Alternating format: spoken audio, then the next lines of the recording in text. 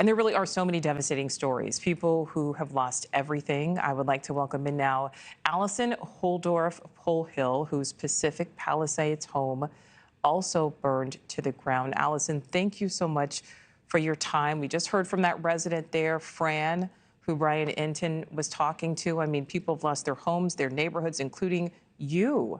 What is the situation like right now for you and your family? We were able to evacuate. We evacuated our schools first, and my husband and I evacuated to a hotel. All of our friends, except for one, houses have been confirmed to be complete loss. We live in what's called the Alphabets, walking distance to the Palisades Village. We bought our house 29 years ago.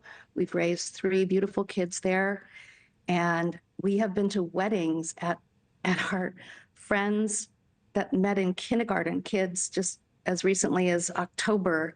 We're very close-knit, and everybody has lost their home.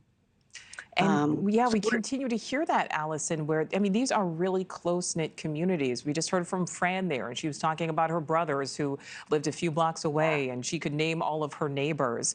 What did the neighborhood look like when you last saw it?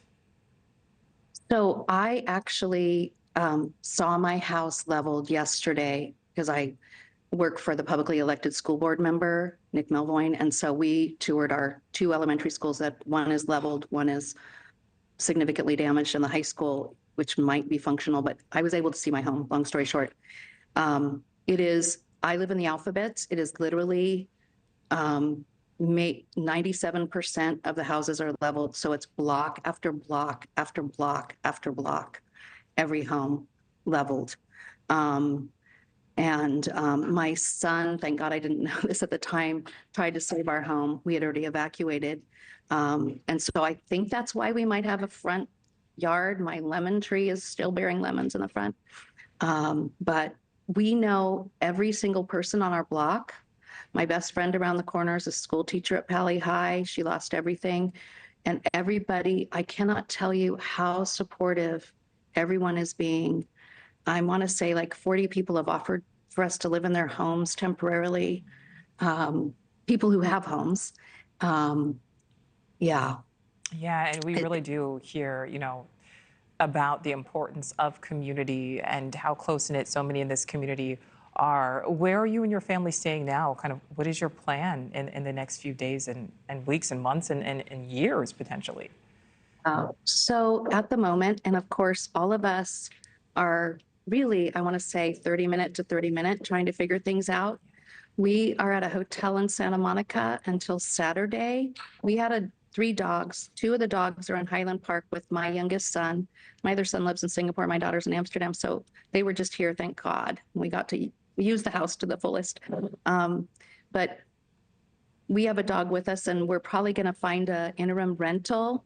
And we, at the moment, are planning to rebuild. We actually just had plans, because our house was built in 1990, to renovate it. And so I know it looks like a war zone, and it does. I saw it firsthand. When we left, I couldn't imagine we were going to lose everything. I really, really, truly couldn't. And I'm so devastated about our schools for the parents with young children.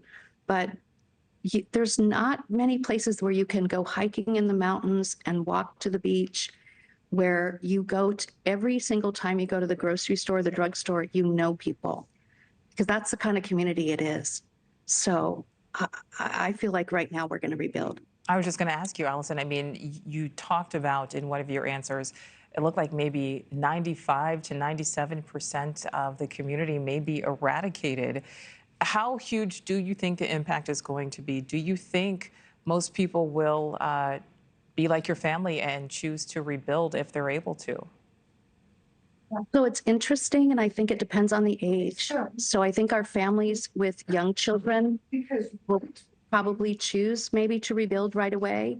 Some people who are closer to retirement may rethink what they want to do. And I apologize for the noise in the background. They may choose to rethink what they're going to do or where they're going to be. We're all raw. Like my tightest group of friends of 15 couples that all lost their homes. We're kind of all over the place. Thanks for watching. Go to joinnn.com to find NewsNation on your screen. And don't forget to click the red subscribe button below to get more of NewsNation's fact-driven, unbiased coverage.